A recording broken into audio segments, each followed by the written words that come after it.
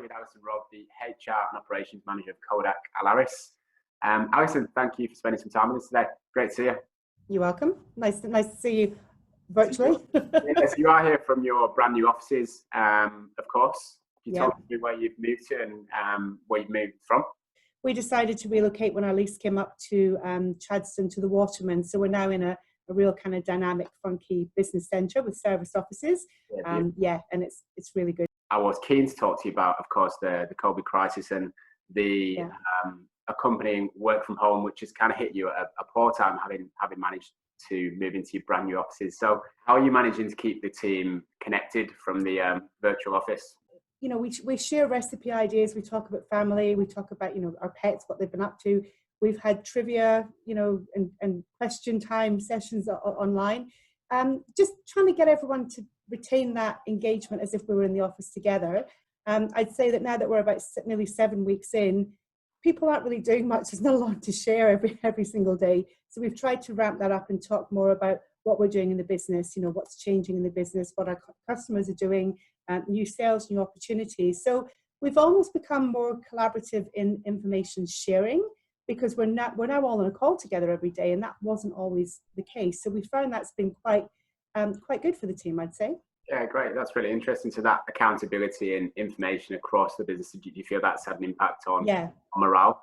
We're probably talking to each other more now than we were before when we were in separate offices. One thing that we have done is we've taken anyone who's got reduced utilization, and we said, right, let's see if we can help each other out. And we've taken people who've never used Photoshop before, never had anything to do with the marketing team, and they're now working on files in Photoshop to help us with a project that we've got to deliver by the end of the month. So they get that focus into someone else's, workload, plus they get a bit of training on Photoshop. So we've had a little bit of collaboration, which has been unusual. Yeah, that's great. Yeah, really good success story. Yeah. You feel like the people within the business will be more inclined to work from home, or do you still feel there's a real need for the hub within the office? I believe that the flexibility that people have had from working from home has increased their ability to respond out of hours. So we've had to remind people at 7 o'clock at night, time to close the laptop. They might have been on since 6 a.m, but equally they can disappear and walk the dog for an hour at lunchtime. Maybe go make dinner, start dinner at 3:30. And I think that flexibility is definitely going to come back in the future and give people more options to be present with a family and options to be more flexible in the business. Do you think that's going to be a key part of how businesses attain talent that they're able to offer, or at least show that they're open to that kind of work-life balance? Our attitude has always been one of flexibility. We've always offered that to our staff. I think the change management was kind of absent during this COVID-19 crisis because no one had time to adapt. We were just thrown into this whole new change. And I think because of that, a lot of people have realized now that they can trust their employees to work from home. Whereas before, a lot of managers were very nervous about allowing that to happen. They wanted them in their office at 8:30.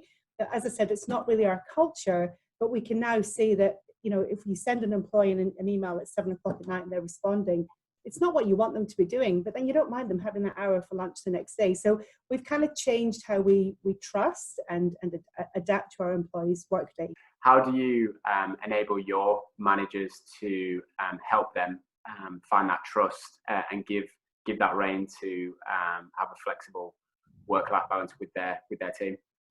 I think it's about accountability and expectations. So you try and, I guess we've had a few discussions about if they're worried about what their employees are doing or are they getting through the workload. It's just about having that discussion. What are you working on this week?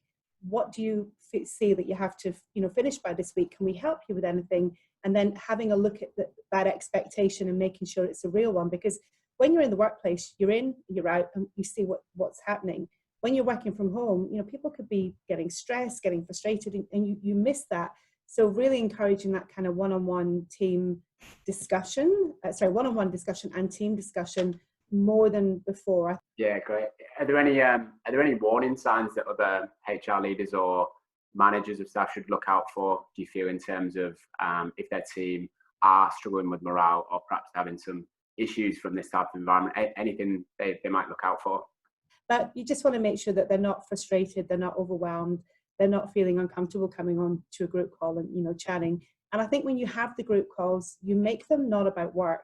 You know, try and talk about your family, what you've been up to, what you've been cooking, what your kids are doing, and keep it disconnected so people don't feel pressure to come onto another call when they've got, you know, quite a high workload. So I would look out for changes in behavior that I wouldn't normally, you know, see.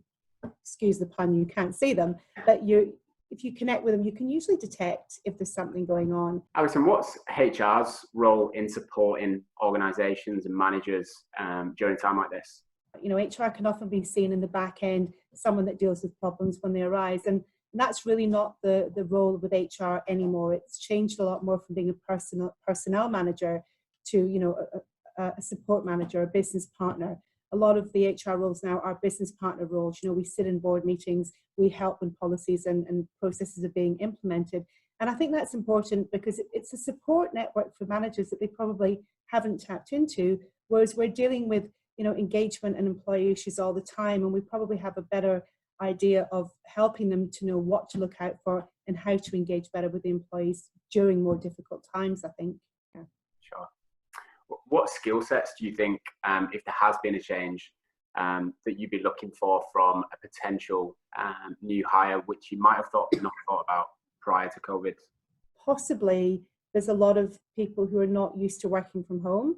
And if we want to have a workforce where we make that part of the flexibility, we want to make sure they're comfortable from working from home or even working from a coffee shop or another location, but somewhere where they can meet the culture that we have. Because if you bring someone into your organization who's used to being in an office 9 to 5, you know, for the last 10 years, and they come to a workplace where they only see their colleagues for 2 days a week, again, that's a bit of a mismatch. So you've got to try and make sure you're recruiting to fit the culture. And that culture, I think, is definitely going to change now. What do you think is important for organisations looking to attain talent on the other side of this pandemic? What's really important, and what would set a business apart in terms of their employee value proposition out to market? What do you think is important?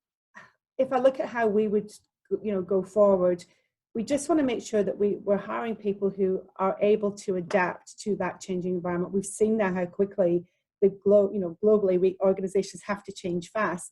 And that's something we've been quite lucky in doing. We've had a couple of little, you know, glitches with things like, you know, OneDrive, where do you store it? How do you get onto the server? You know, Wi-Fi, don't have Wi-Fi at home. These kind of things you have to be able to adapt to quickly, but also very positively. If you hire someone into your organization that doesn't cope with these kind of situations, even remotely, that can affect your team because they, you know, their communication style is different. They might, you know, display more negative characters. And what should a manager do if they're unsure as to how to make sure that they're testing the morale of the team and making sure that everybody is, you know, happy and supported? It's like anything. People are going to struggle during times like this. People will struggle working from home from time to time, and you need to kind of help the managers understand that they have to be empathetic. They have to listen. And if they need support with that, then really HR is the person to go to. And typically I would advise, go to HR before you talk to the employee, find out a few of the do's and don'ts, you know, that you don't want to have in a conversation that can kind of take it off course. And they'll give you some pointers and things to say in order to try and, you know, stop the yes and no questions coming back. So I think engagement is important if it's done properly, and managers just have to understand what their responsibility is to do that. And what's the process if there is a person who in your team is struggling, you know, during this time? What can they do from there? As always with anyone, if you believe anyone's struggling, ask them, you know, are you okay? Is there anything we can do to help you? How can we support you? And if you feel that they're struggling and they don't want to talk to you, then you can, you know, put them in touch with someone else in the organization who you feel they would trust to speak to. Outside of the day-to-day responsibilities, are there any tips or things that managers can be doing to check in or provide support and really give genuine support to their team? I think setting expectations is always important. You know, don't just surprise someone, the phone's ringing, your boss is there and the video's on. You know, just say, look, I just wanted to have a friendly catch up. Thought it might be fun to have the video on. I think during times like just now, that's really important. Absolute pleasure to talk to you today. Thank you so much for your thoughts and advice to other leaders out there. It'd be really appreciated. So thank you very much.